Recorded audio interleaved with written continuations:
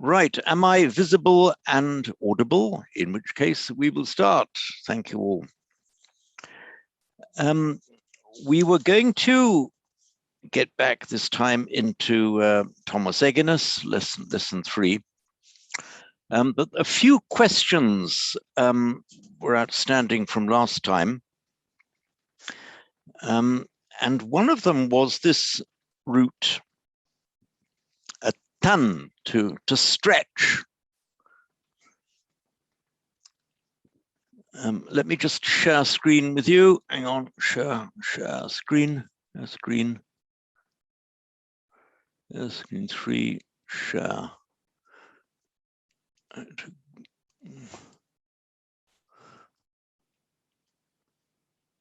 Sorry.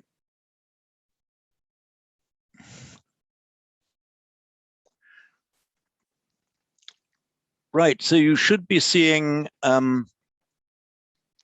my iPad screen. It was Desmond, I think it was you were asking me about the root tan, meaning to stretch. And I mentioned that this is cognate with our English word thin and the Latin tenuus, from which of course we get tenuous, meaning as a thin argument. And whether it had anything to do with a tanner, because tanners stretch things. They stretch out the leather to tan the hide, and of course the word tent also. Sadly not. Tanner, oddly enough, it's from the. It seems to come from the Latin. Sorry, my pencil's too thick. It comes from the Latin tannum, which actually means it's crushed oak bark. And it's from a tannum that has a very useful chemical substance in it that we know as tannin. So tannin comes from tannum. So sorry, that was an etymological blind alley. But another point that Desmond mentioned just a moment ago was the word tanha. This is the Pali word, mind you, tanha, meaning thirst, as in the thirst for existence. Whether that has any connection with it, no, it doesn't. But it's actually got quite an interesting connection, because the word in Sanskrit for thirst, I'll write it here. Don't be put off by all these rows of dots under the letters. Just means that the whole lot is retroflex. It's trishna. That's all it means. Trishna. Trishna literally means thirst. That just as being thirsty in the ordinary physical sense. And it has its etymological offspring. For example, in the German word Durst and in the English word thirst. So in other words, our English word thirst is an etymological direct descendant of the Sanskrit trishna. So Sanskrit trishna to Pali tanha is just by standard phonetic mutation. So when we use the word tanha in the Pali scriptures, we see the etymological evolutionary relative of our English word thirst. Right, there was another particular question that was raised by Mariano, who he's just apologized he isn't able to join us yet. I'll raise it when he's here. Now we go on back to Thomas Aquinas.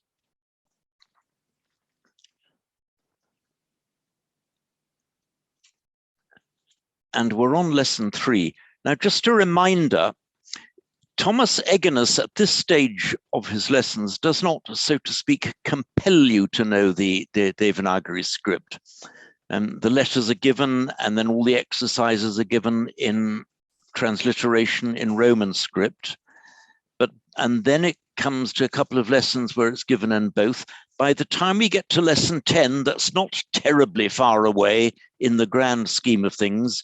You will have to know the Devanagari script. So give a little bit of time to it now. So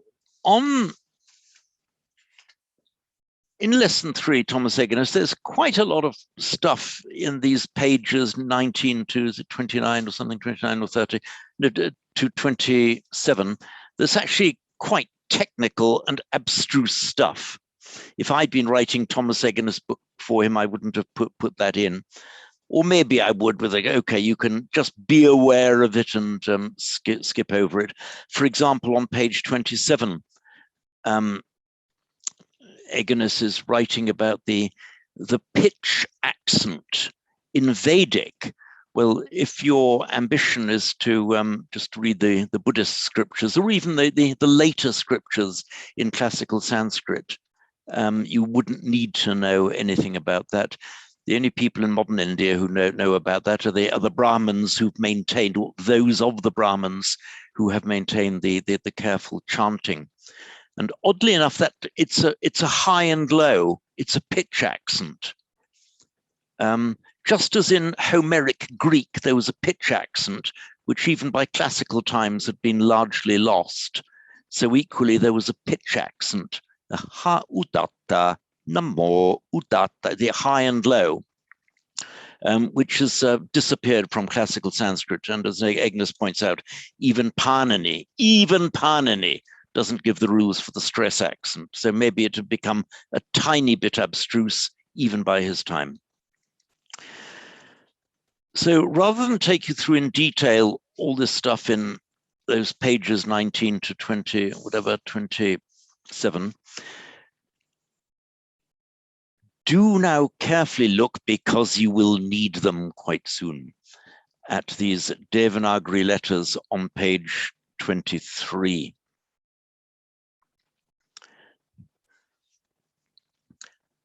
And now, without looking at the book, hopefully without looking at the book, I can't stop you sneaking a look at the book, but hopefully without looking at the book, see if you can see what these letters are as I write them on my iPad.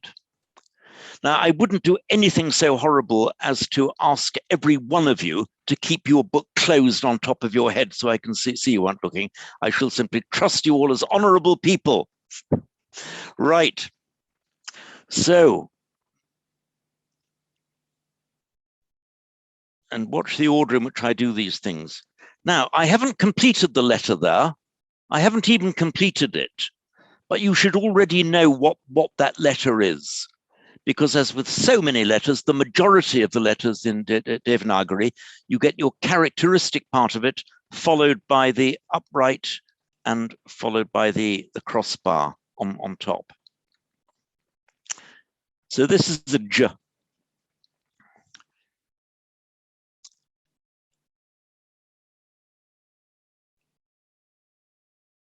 Now, I haven't completed the second letter, but you know already what it is, because that's the characteristic shape of it. This is the Ch.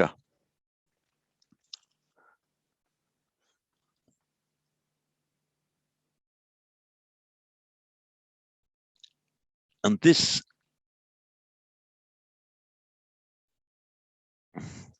I'm not writing them in the same order, by the way, as they're given in the book. This is just to throw you off track, make you concentrate. This is a G,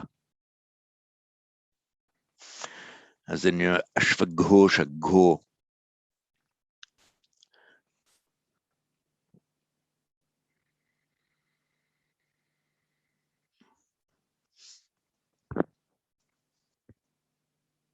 G. Now again here, the next letter, as the majority of letters, has three elements: the characteristic element plus the upright and the crossbar. If I just write this there's only one thing now it can be, and that's a k.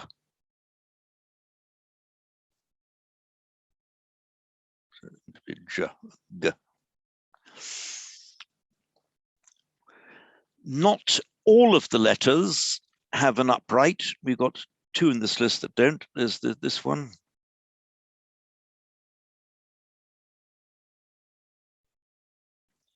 That's a ng sound. It sounds like the English, the Southern English ng sound, as in sangha and that kind of thing. Note, by the way,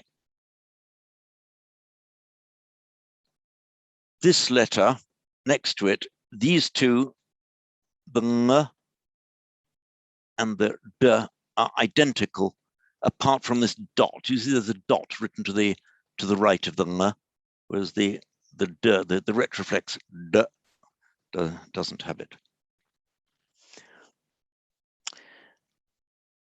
Another one that does not have a characteristic upright is this.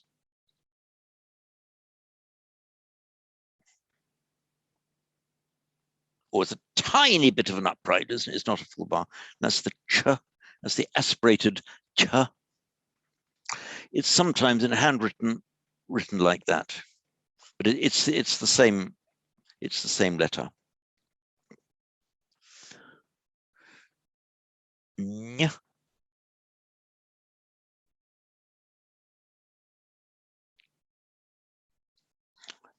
As in Vyanjana, Bhunjati. In Sanskrit, it always occurs before a palatal, before a ch and a j and so on. It never occurs at the beginning of a word. Note, for the Pali students among you, it does very frequently occur at the beginning of a word. So, for example, I'll write this. So,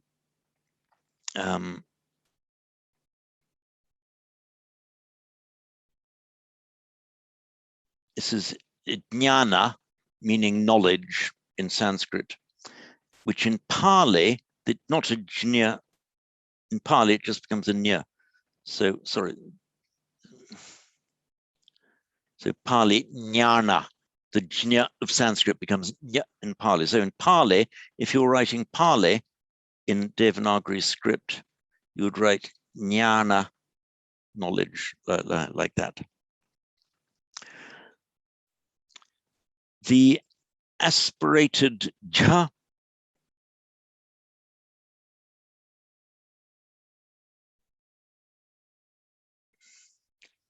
note that it's different from the b, similar to but different from the b is written like that. The j is the same, but an extra little tail after it. And it can also be written like that. It's actually quite a rare letter in Sanskrit, but a very common letter in Pali. What have you missed out? The k.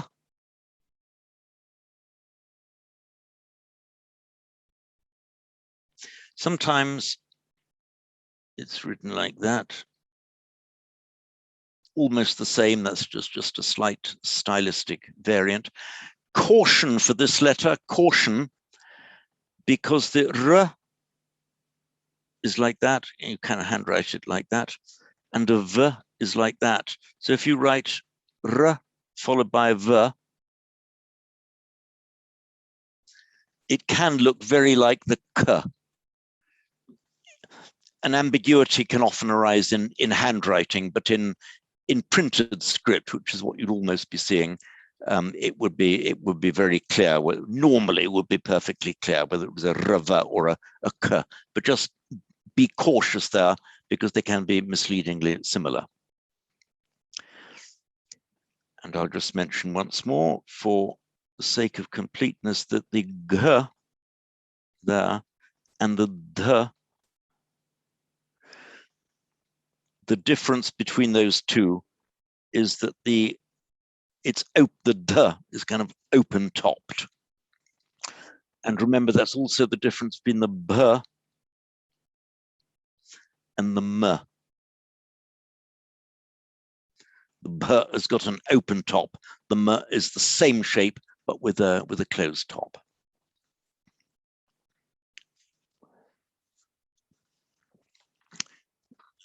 And I think you all have access to the videos I've done. I've done a separate set of videos purely on the Devanagari script, which are available on the resource sheet, which hopefully you all have.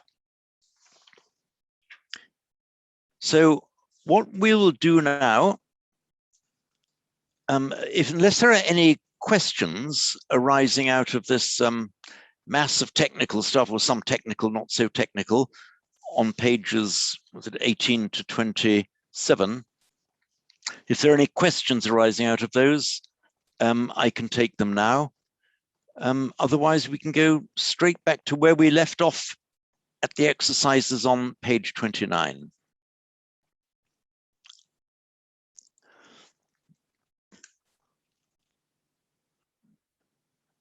And remember, when we do the exercises, those who show their face are liable to get asked.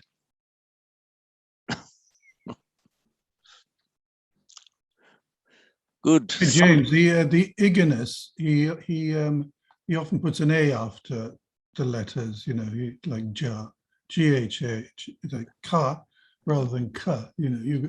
I don't know if there's that significant or not. Oh, it is, yeah. He puts an A after it in the transliteration. Yes, he does. Okay. Does that matter or not? Or why does he do that? It's the rule of Devanagari, and I think that will be, yeah, it must be in the first of the separate videos I did on this. When you write a consonant in Devanagari, let's just take the simple ka. It has what's called, if it's just written like that without more, it's called the inherent a. So in fact, that would be pronounced ka. So yeah, I could have written da, ba, ma on all of these. If you want to write, so for example, this is ta. So if you write the consonant without anything else, there is the inherent a in it. If you want to block off the vowel, so to have it without a vowel, you put this little sign under that little mark, sometimes written like that. Just this little stroke there, which is called the virama, which means pause or stop. Virama. Virama. Virama. Virama.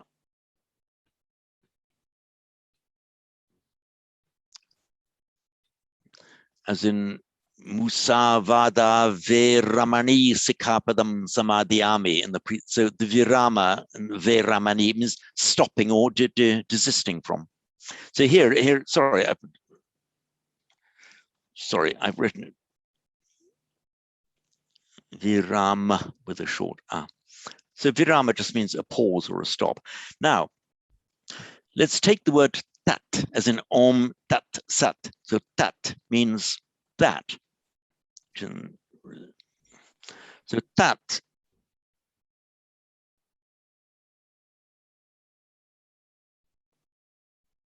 is written like this. So that first there, that is ta. It's got the what's it called the inherent a with the consonant, followed by another ta without any vowel. It's not tata. If I wrote it like this, where I'm bringing it now, that would be pronounced tata. But it's not tata, it's tat. So you put that stroke under the T to indicate that there's no vowel following, just tat, as in om tat sat. But you're right. If you put these consonants on their own without that mark, they would have the inherent a.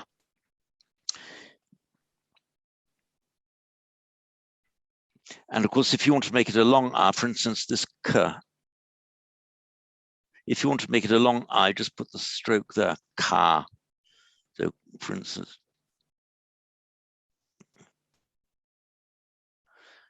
kadati.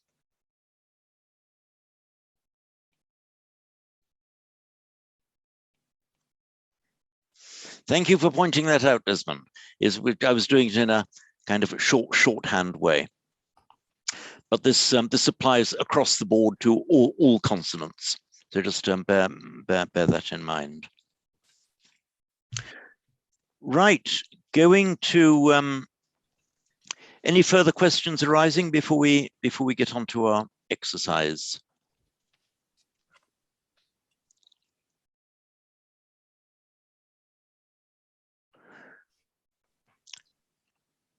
Okay, so in the last, we've got 1, 2, 3, 4, 5, 6, 7, 8, 9, 10. We have 10 volunteers. So let us, 11 now.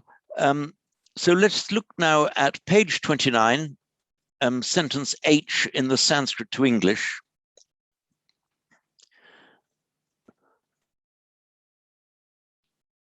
And so, right, who's first on my screen? Bhante Yushi, you are top left on my screen. May I ask you, Bhante, to read and translate? That's sentence H on page 29. That's near the Sanskrit to English. H. Page 29. Vadatina cha vadami.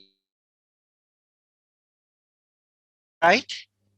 Vadatina cha vadami. Is that okay? Sorry. Nacha pritchati, nacha vadati. So can you say that again? Vadatina cha vadami. Vadatina cha vadami. Okay. You were saying okay? You were saying vadati, in fact vadati. You've got to keep that as a shorter Vadati, yes. Vadati. So there's often quite a temptation. You see this ATI ending as a temptation, particularly if you're Italian, but even if you're not Italian, there's a temptation to pronounce it as ati, as in Maserati and Frascati. It's Vedati, not Vedati, Vedati. So if you can just say once more, Bhante, nacha prichati, nacha vadati. Nacha pruchati, nacha vadati. Yes, correct. And how would you translate that?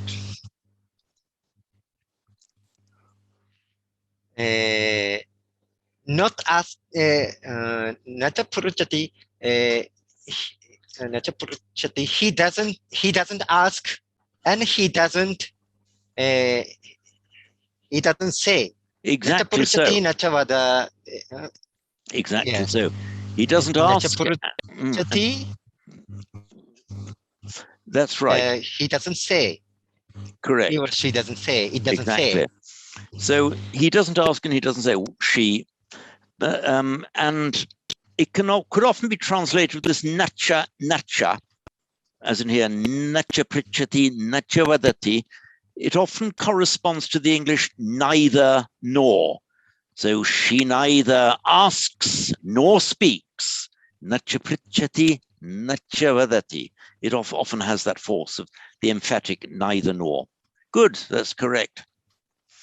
So, on to, oops, sorry. I've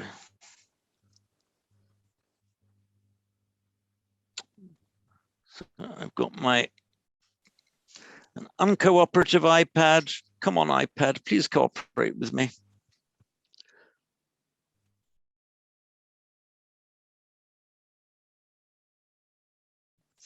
Why isn't it cooperating?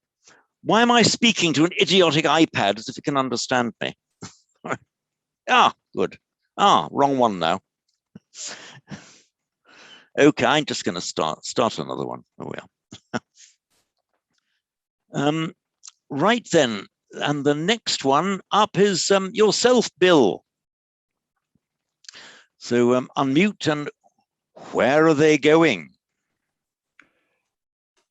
Okay.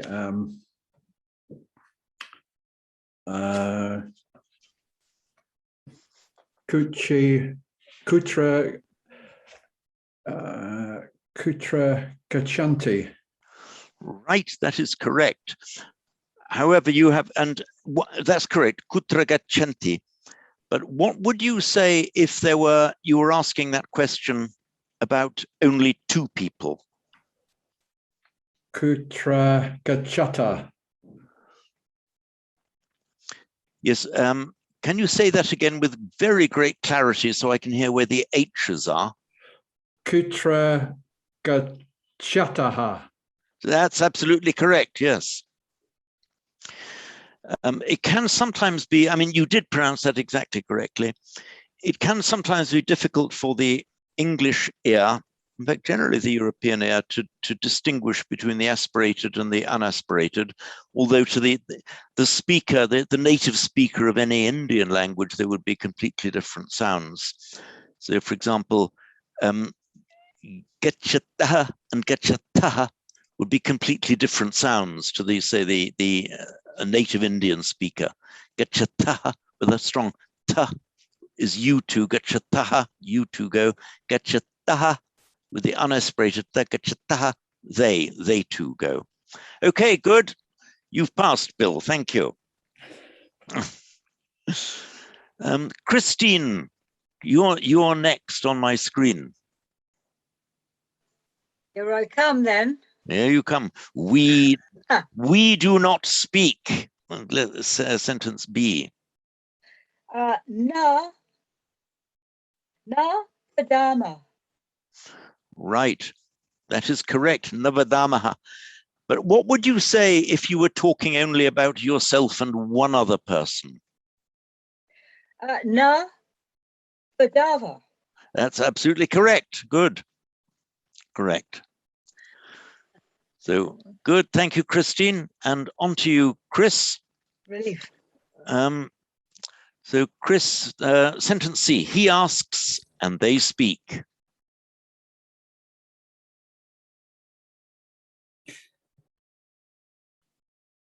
Prachati cha vadamati.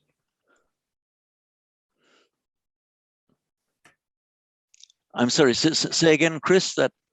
Prachati cha Yes. vadamati. Vadanati. Vadanti cha. Vadanti. Vadanti cha. Yeah. Remember in the Oh yes, yeah. In the plural there, the nt will always appear next to Vadanti. Prachati cha, Vadanti cha. Correct, good. Right. And Aidan. Actually, Aidan, I'm saying Aidan simply because that's the name on the screen. Does the appearance of the lady next to you indicate that the lady whose name I regret I do not know is also volunteering to translate into Sanskrit? Yes, she's very brave. It's my stepdaughter, Rebecca. Ah, wonderful. Actually, I apologise. I'm going to listen Okay. today's class. Yeah, she said she's just listening today and follow. Okay, not a problem. So Aidan, then, for you to say, where are we standing? Okay, which one's that? Where are we standing? Oh yeah, D. Where are we standing? Okay, so it's Kutra. Give me a good one now. Tishama. Tishama, is that right? Standing? It's actually Tishtama. Oh, Tishtama, right. Tishtama. So it's what's called a reduplicated verb. So is my screen still shared? I had an iPad problem. Yeah, I can see, okay. Yeah. Good. This is a very, very common root, sta, meaning to stand. And this root has survived right through, well, of course, in Latin, stare. In fact, from our modern English word, stand. The sta, standing, stamina, station, stature, statue, stand. In Russian, stat just means to stand. So sta, to stand. It's one of those verbs that reduplicates the syllable, or part reduplicates the first syllable. So you don't say stami, but tishtati. Tishtati. So the root is sta. The present stem becomes tishtati. Tishtati. It's a slightly, a slightly awkward little one, but we've got to learn it because it's so common. So tishtati. So why does if it reduplicates the first syllable, why isn't it stastati? Well, it's just not. When you reduplicate a syllable, we're getting slightly technical here, you simplify. If there's a complex consonant, you simplify it, and you often the R becomes an E. So don't try to remember that. Just take it from me for the moment. All will become clear later. Tishtati. Also, another awkward little rule. Sanskrit is full of these lovely little rules. That where in the same word you get an E or an U preceding an S, that S becomes a sh. So you can say tishtati, but tishtati, tishtati. So after all that, then Aidan, say again, where are we standing? Kutra tishati. Kutra tishati. Ah, that is where is he standing? Now, where are we standing? Oh, right. Okay. Kutra tishama. Tishtama. Oh, tishtama. Is that right? Tishtama, right in for you.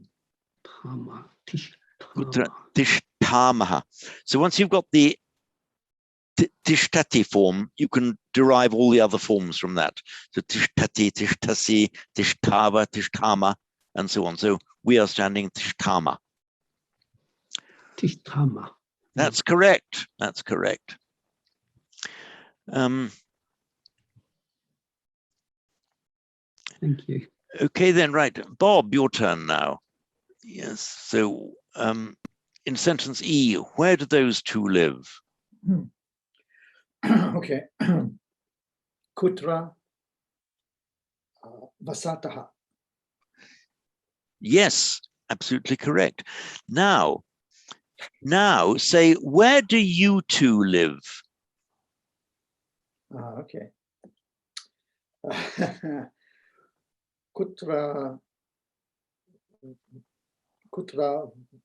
vasatha. Very good. Yeah, you made the clear distinction between vasata and vasata. Correct. Mind you, for a Geordie who can now get the difference in Shastra and Shastra, no surprise that you got it right. That's correct. Okay, Sanyu Emong, number F, we are not going. Unmute, Sanyu. Oh, yes, okay. We are not going. Na gachama. Gachamas. Correct. Na gachama. And if you were just talking about yourself and one other person, what would you say? Na gachava. Correct. Na right. gachava. That's absolutely correct. And Lavinia, your turn. I ask and they remember. So I ask and they remember should be Prichami cha, smaranti cha. Correct. How would you say, neither do I ask, nor do they remember? Na prichami cha, na smaranti cha. That is correct. However, for this neither nor emphasis, it would be more normal in Sanskrit to say nacha, nacha. You said naprichamicha, nasparanticha. If you want to emphasize the neither nor, nacha, nacha prichami, nacha smaranti. Okay. Thank And you. do you want to try that once more to have it in the So flowing Italian? I love Sanskrit coming out with the Irish accent, the Geordie accent, the Italian accent. It's wonderful. okay, so it should be nacha prichami, nacha smaranti. That's correct. Okay. One small thing, I would have tended to put the accent more on it's a very light accent. You said smaranti, but it's more smaranti, smaranti. Smaranti. Smaranti. It's not vitally important, but it would just be more natural in speaking Sanskrit. Okay. So where are we then? Whose turn is it? Kath, it's your turn. Where are we?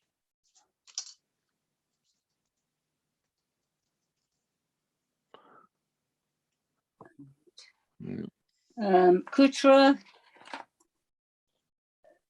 Bhavamaha. Correct. And if there were two of you, what would you say? Kutra Bhavawa. Right. Now, that's correct. An alternative way of saying if to be somewhere is actually to use the word sta, meaning to stand. So using the verb sta, to stand, how would you then say, where are we? Kutra tishtamaha. That's correct. And if there were two of you only, what would you say? Kutra tishtawaha. Sorry, say again. Where do we stand? Kutra tishtawaha. Okay, kutra tishtavaha is absolutely correct. Where are we two? Literally, where are we two standing? But it can also mean to where are we? Now, there are a couple of more people that I haven't asked yet, but we've run out here, so we'll just have to. So, Brother Gao, how would you say, and this is not on the sheet here, this is not on the printed page, how would you say, I neither remember nor do I say? Neither I remember. Or neither do I remember nor do I say. Do I say? Okay. Nacha smarami. Nacha wadami. Okay, that's correct. However, remember for the ami ending, and be careful to make it the long ah. So nacha smarami, nacha vadami. If you could repeat that for me. Okay, nacha smarami. Correct. Nacha wadami. Absolutely correct. Right. And how would you say it if there were two of you, and you say, we neither speak, we neither remember nor do we speak. Speak and remember. Okay. So speak. Nacha wadawaha. Nacha smarawaha. That's absolutely correct. Very good. Very good. Okay, thank you. Right. And finally, now I'm not quite sure, Chris, I cannot see your face, but I can see a light on what appears to be a wall or there you are. There you are. Just appearing. So using the verb char, how would you say, meaning to go or to walk, how do you say, I am neither standing nor am I walking?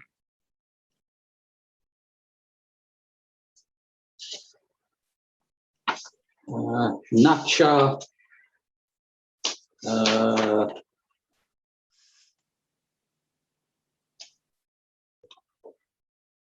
Tish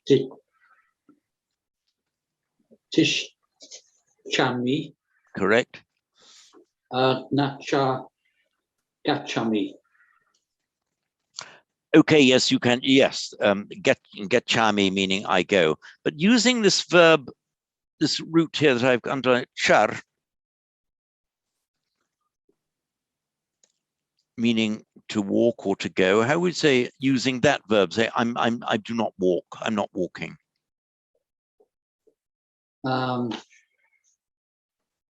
Kachami. On this, yeah. I'm from gam, to go. Correctly, you have gachami. And equally from the root char, you have charami. Charami. Charami. Nachachamami. Nachacharami. Nachacharami, correct. This is one of those lovely roots, this char, where,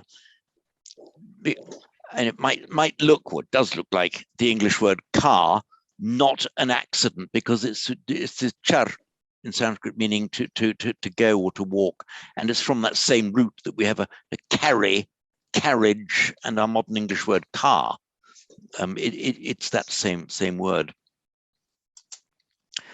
Right, so that brings us to the end of the exercises, and I've been through everybody. So the summary sheet on lesson 30, that just summarizes the things that you've already shown that you know. Okay, before now we move on to lesson 4, it's time for our fun supplementary verse. I should mention that because of some technical problems,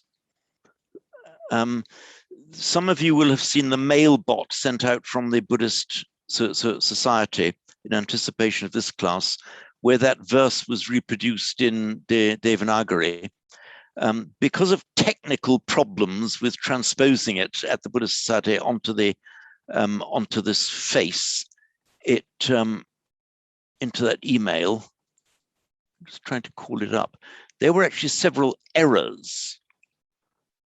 So I'll just show it to you in the correct form here. Here we go. Right, so this is our supplementary verse, hopefully in very simple Sanskrit. So I'll read it for you. Atra tatra cha sarvatra vartate parameshvarah anyatra chapi tat sthanam kutra syad yatra nasti saha.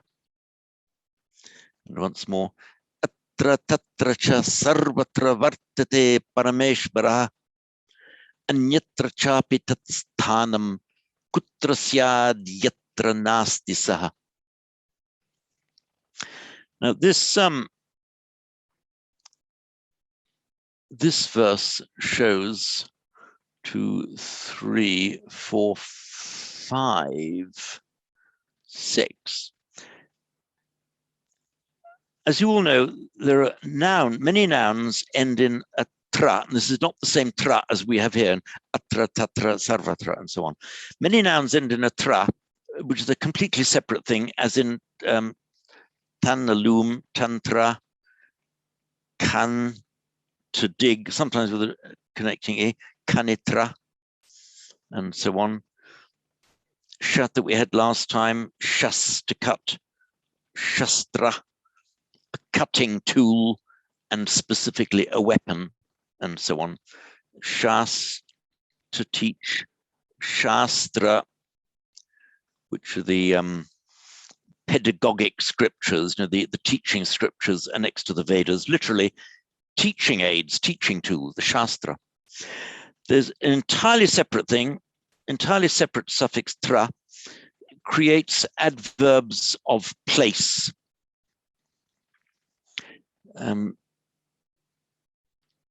So in many cases, we get something that's prefixed with a ka or a ku, makes an interrogative. So if we make kutra,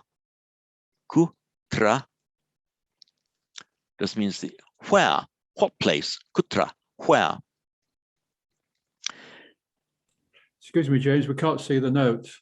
Ah, sorry, thank you for that. There we are. There we are. Should have told me earlier. It was okay. Tantra, Kanitra, Shastra, and Shastra. So an entirely different tra is a suffix indicating an adverb of place. Ka, ku, interrogative prefixes. So kutra, what place, meaning where. Often we find a meaning this. So atra is here. The word tat means that, and tatra, one word of course, tatra, that place, there. Anya. Anya means other. And anyatra, otherwhere, elsewhere, somewhere else, literally otherwhere. And sarva.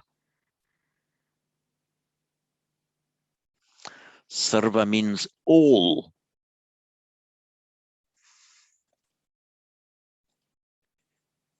And it makes its plural.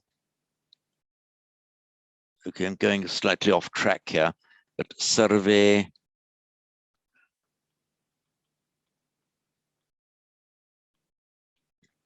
sarve sattva, as in sarve sattvaha sukhita bhavantu.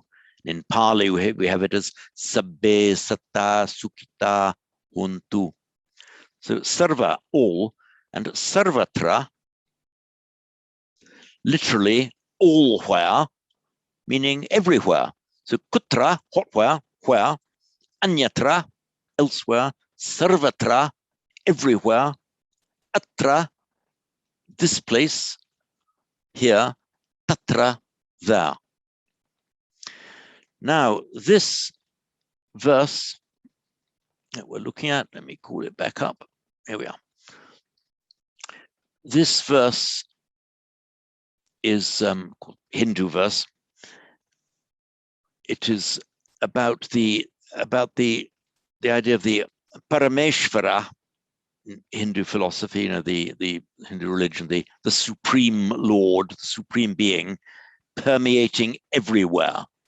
So atra tatracha, literally atra tatracha, here and there, sarvatra, everywhere.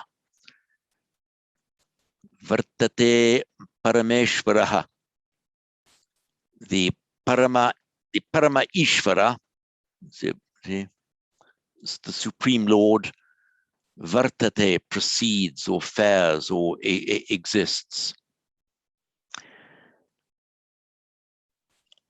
I get back to iPad.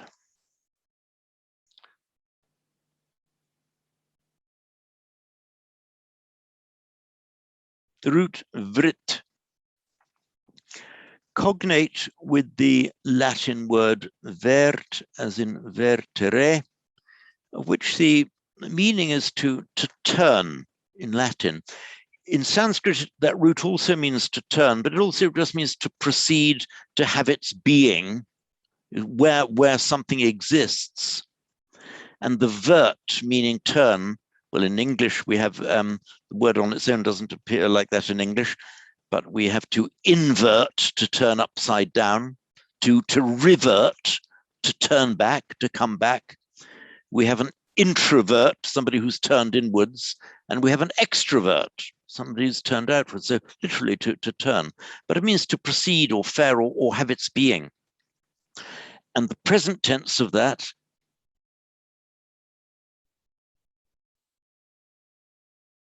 vartate. Now, why it is vartate and not vritate, we'll come to that pretty soon in a later lesson, but it's a regular formation. So vrit, vartate, literally it turns, but you could translate here as has its being. So atra tatracha, here and there, sarvatra, everywhere. Parameshvara, the Supreme Lord, vartate, has his being or has its being. Anyatra chapi tatsthanam, kutrasyad yatra nastisa. We've got another one, yatra. You see, yatra is the relative meaning where. There is no place where he is not. That would be yatra. So anyatra cha api. So atra tatra sarvatra, here, there, everywhere. Vartate parameshvara. That's the, so to speak, clear enough. But also anyatra. So it's like it's like a mental puzzle here. If you in the first line you've said sarvatra, everywhere, there's a bit of a mental puzzle here. So anyatra. Well, if you've already said sarvatra, how could there be an anyatra to a sarvatra? If so, sarvatra is everywhere, then anyatra elsewhere, like a mental puzzle. Slightly Zen here. So anyatra chapi.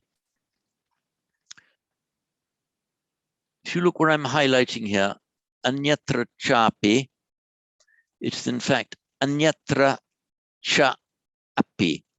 Sorry. Anyatra cha api. The cha api becomes chapi. And the api means also or even, and even elsewhere. Anyatra chapi, and even elsewhere. In other words, sarvatra is all the places you can think of, and anyatra chapi, even elsewhere, even in places you can't think of. Tatsthanam is its place. Sthanam, this is the same root sta we've just been looking at, to stand, and you can make a verbal noun out of it. Sthana, it's a neuter noun, so it ends in M, sthanam. Sthana means a place. It also, in the later language, developed to mean the land of something. So when we talk about Uzbekistan, Afghanistan, Pakistan, it's that same stan, but it's lost its ta in the modern languages. It's that same stan, the place of the Afghanistan is the place of the Afghans, and so on. Uzbekistan, the place of the Uzbeks. So tatsthanam.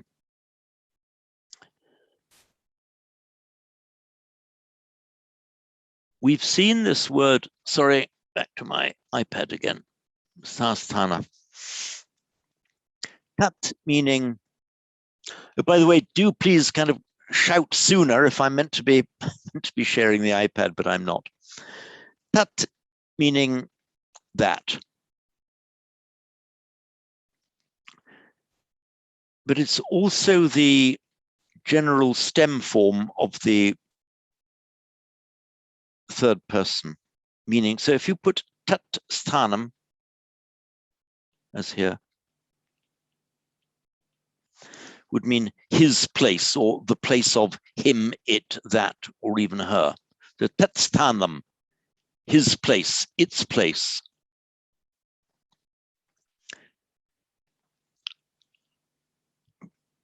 Just a brief diversion here on the making of these compounds.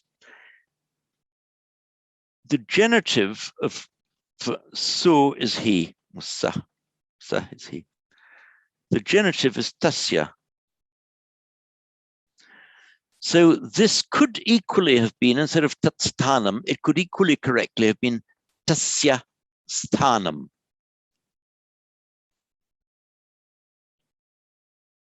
Literally his place. Tasya, of him, his place. Tasya sthanam.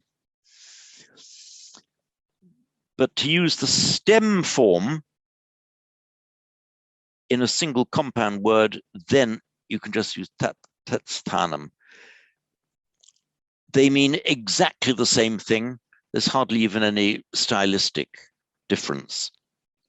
Tasya sthanam, tat sthanam, exactly the same.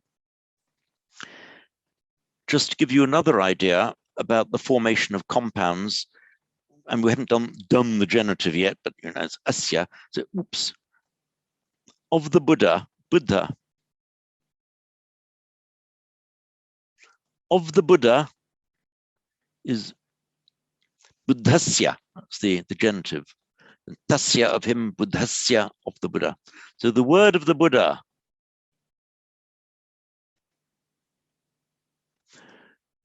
Buddhasya vachanam, the Buddha's word. But you can equally correctly say, and indeed rather more commonly, just make it into a compound.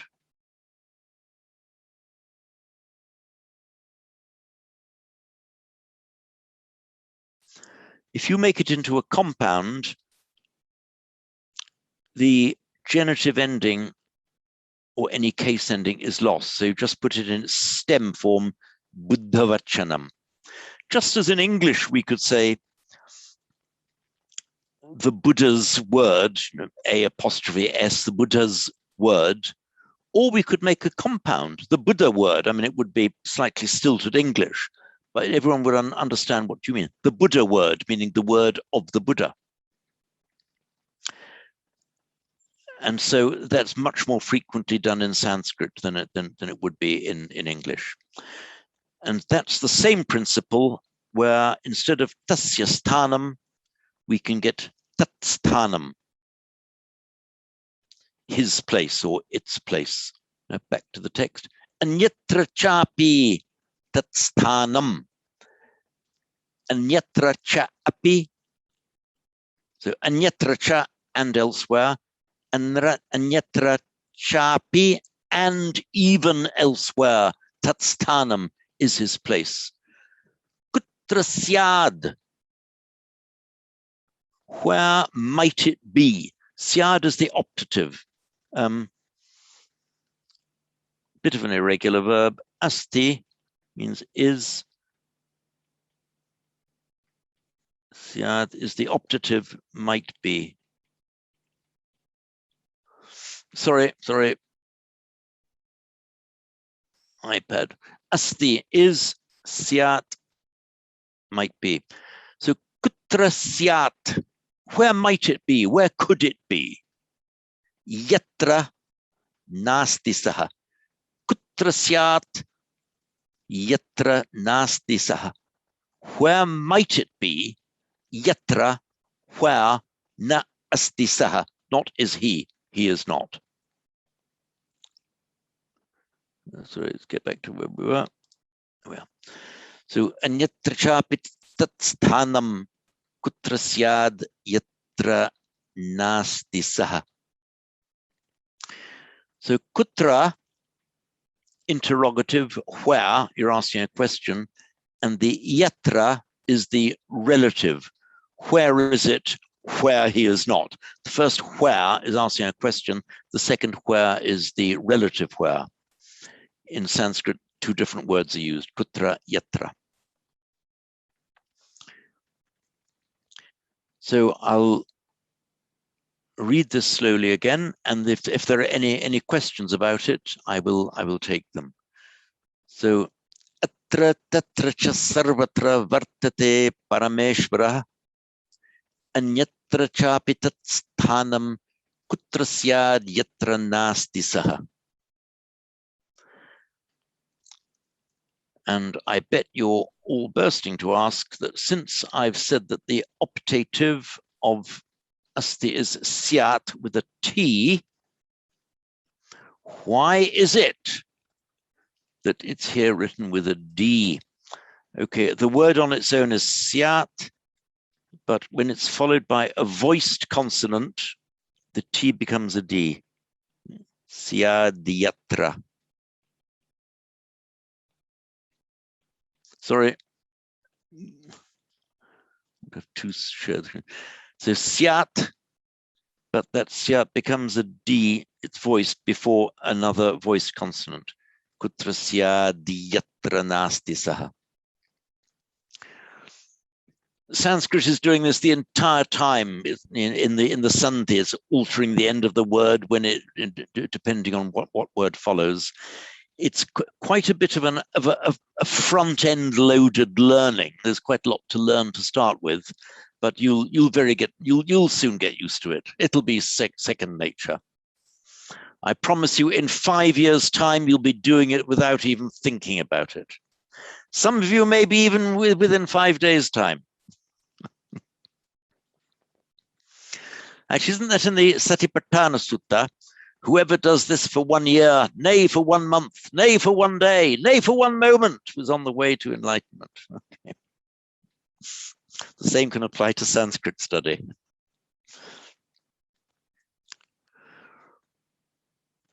Right, so any queries arising out of that?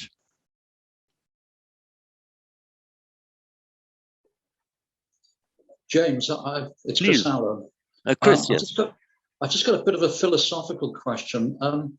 The verse itself, does it come from, the thing is that I've got quite a background in Advaita Vedanta, and the text that I'm previously familiar with is indicating that the absolute is beyond existence, or non-existence for that matter.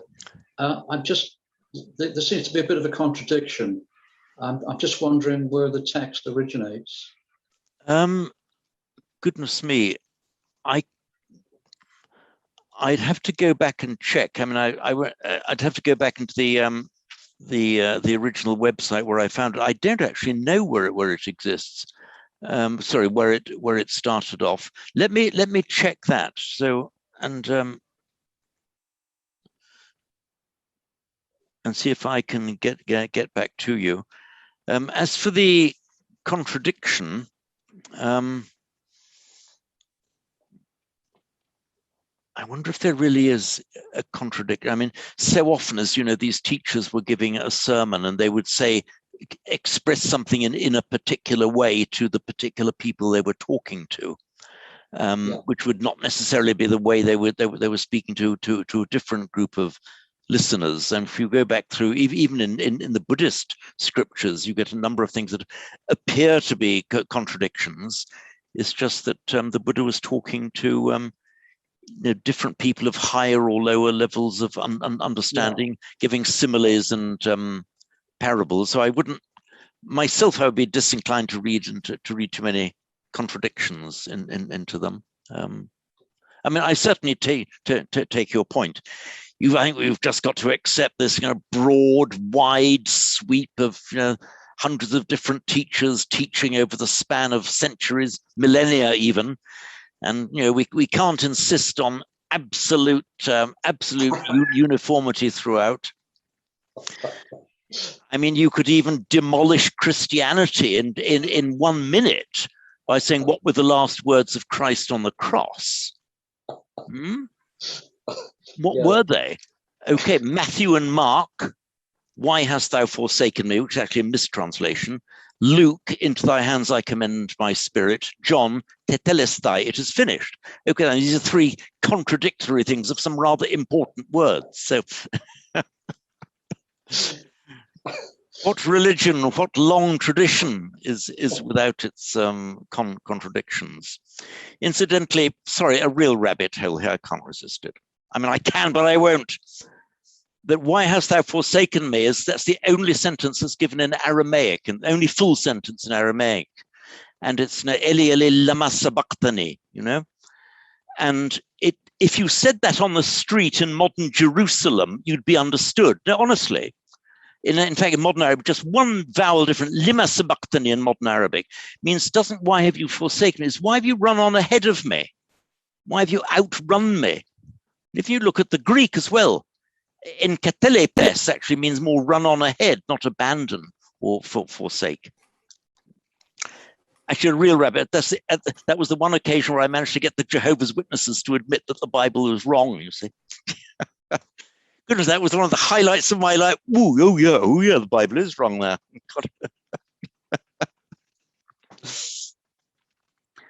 Okay, enough about Jehovah's Witnesses and mistranslations of the Bible.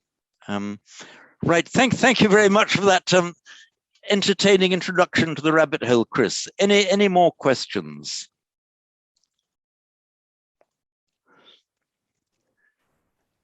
Do we, by the way, have a volunteer to read that verse in Sanskrit now?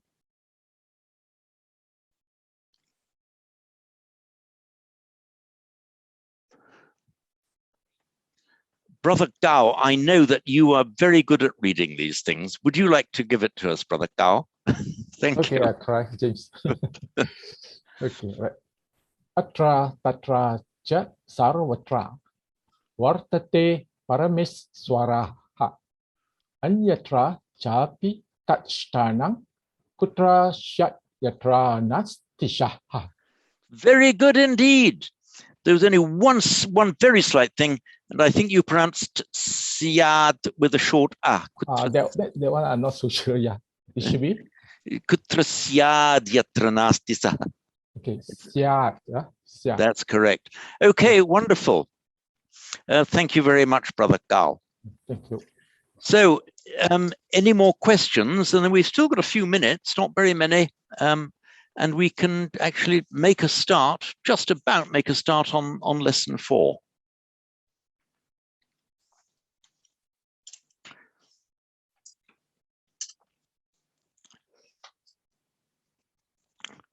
Right, let's just kick off a little bit. I've got to kind of leave you fairly promptly at 1:45 because I got the Pali starting at 2. So reading from lesson 4, page 33.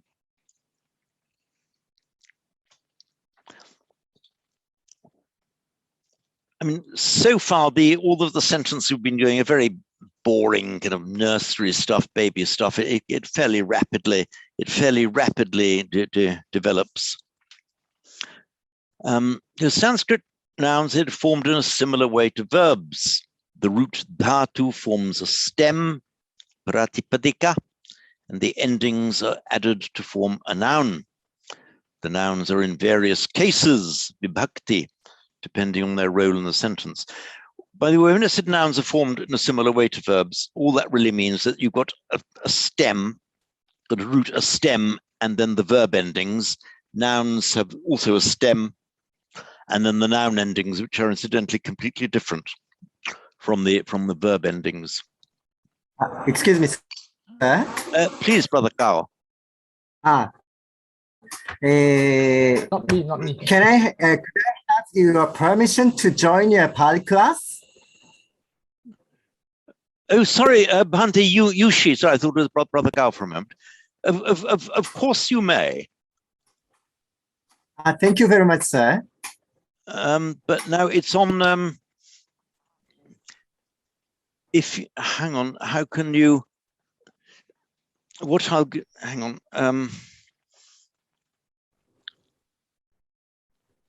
I've got to. What are the? What's the easiest way of doing this? I can't even remember what the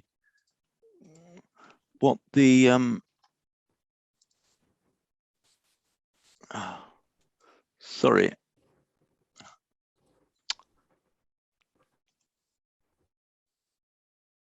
So I got lost this personal folder. Oh, I can't even call up my emails now. Something's gone wrong. Here we are. Sorry.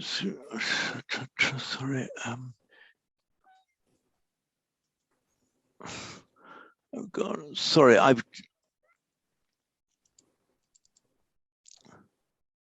I tell you what. If you can, I tell you what to do. I'll just write it here right now. Just if you email with your email address, then as soon as just email me on this address. Yes. I will. 67.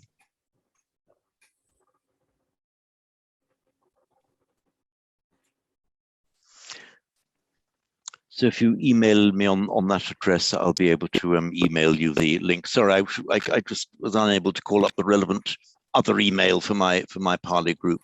And if anyone wants to get on an email list for the Pali group, please email me here, and I'll be very happy to put you on that list. Thank you very much. Okay, I will. My great pleasure, Bhante. Right. So we'll just now look very briefly just at this lesson, this paragraph 1 on page 33. The root, let me look at this root, dhatu. We've seen this word dhatu, which I think I may have explained before. That is used, and it's the word used by Panini, the great grammarian Panini, to mean a root, as in a verbal root.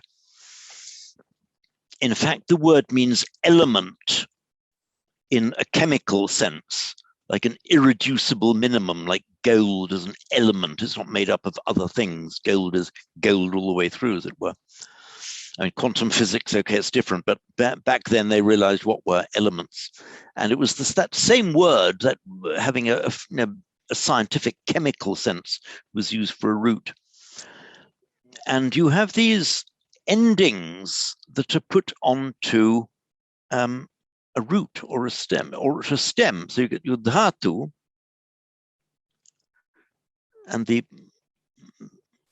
pratipadika is the stem on which you put these endings.